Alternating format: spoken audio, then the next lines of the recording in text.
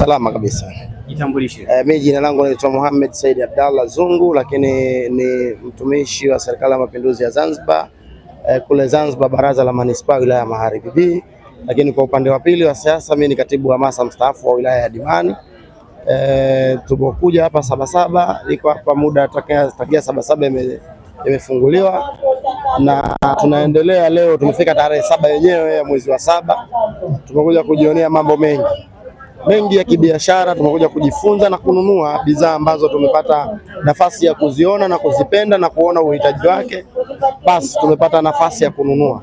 Lakini sio jambo hilo tu, tumeona na swala la ulinzi na usalama wa nchi yetu ilivyokuwa umeimarika katika nchi yetu, na leo sikukuu hii ya Sabasaba imekuwa ni sikukuu ya kistaarabu. Naona watu wanatembea hawana mashaka.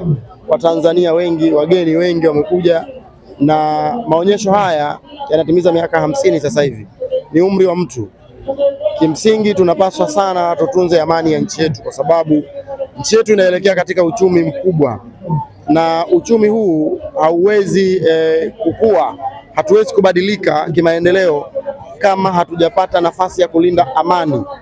Wenzetu huko katika machafuko mbalimbali ambayo yanajitokeza, wanaharibu uchumi, na juzi tu tumetoka kuongezewa bei za mafuta na baadhi ya bidhaa zikaongezeka bei kwa sababu ya machafuko ambayo yametokea kwa wenzetu. Sasa mimi ni wasii wa Tanzania wenzangu na wale ambao si wa Tanzania lakini kwa namna moja ama nyingine wanashawishiwa kuharibu amani ya nchi yetu, tunawasihi waache kufanya hivyo, kwa sababu kwanza Watanzania ni ndugu, lakini hakuna sababu ya msingi ya kufanya wao fujo au kuendesha hizo wanazoita maandamano, zaidi ya kujenga nchi yetu kwa pamoja.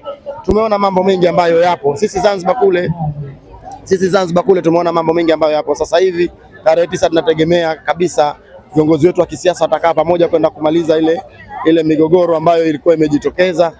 Hii ndiyo Tanzania yetu. Kwa hiyo tuijenge, tuimarishe, tuilinde, na hakuna mtu mwingine atakayetoka huko nje kuja kutulindia nchi yetu zaidi ya sisi wenyewe wenye uchungu na wazawa na walengwa wa Tanzania yenyewe husika.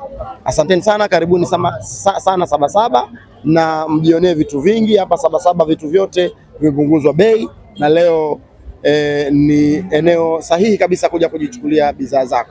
Asante sana.